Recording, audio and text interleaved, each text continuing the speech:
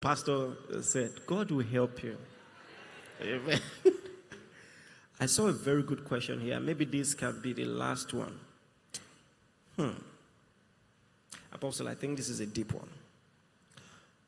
And I really feel this.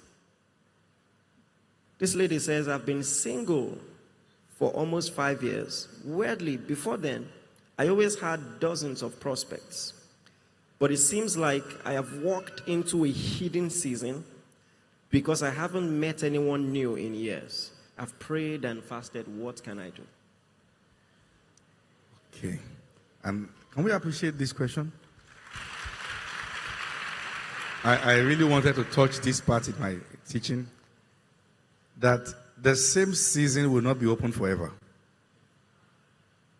There comes a season where showers become trickles, and trickles becomes a season of drought. Sometimes, permit me to be very raw. Please. It is because we did not maximize the season of showers. People think it will be like that forever. And it's not always so. Both for males and females. You can enter a phase as a man where all the girls are bouncing you no. Because they feel you are too old for them. And vice versa. So, what that means is that a door looks closed. Is there a biblical way to initiate seasons? Or to turn back the hands of time? First, it is possible. In fact, in the book of Joel, the Bible says that I will restore the years that the locusts and the cankerworms have eaten. This is a very deep subject. When that season changes and people enter that season of scarcity, it comes with its own orientation, where the person becomes desperate without knowing. And what elongates that dry season is the fact that when people are thinking about this person, they are also seeing obvious desperation. Are you with me? Are you sure? Guys don't like what they can't chase. Oh, yes. And when a guy feels, why is it like everyone has left this person? If you look, I'm the one picking this person. They start withdrawing.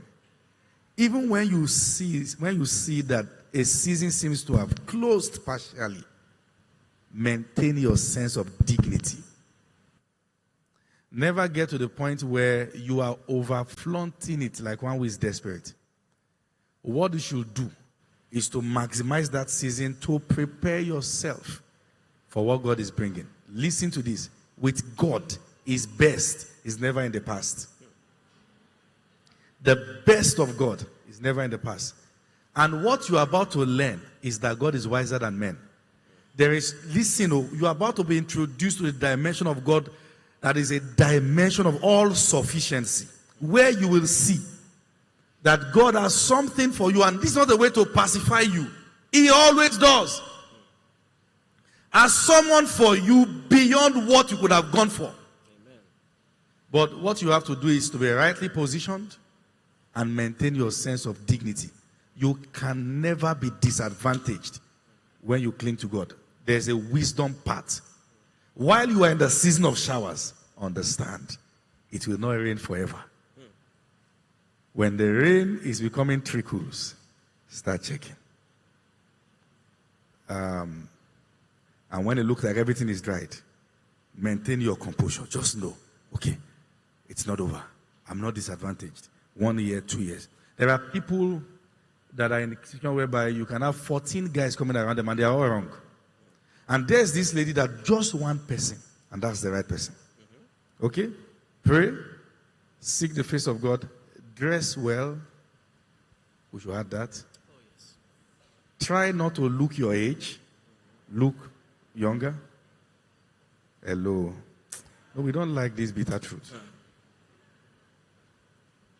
Don't say, when the guy comes around, you say, me to you. I should be your elder sister. Nonsense.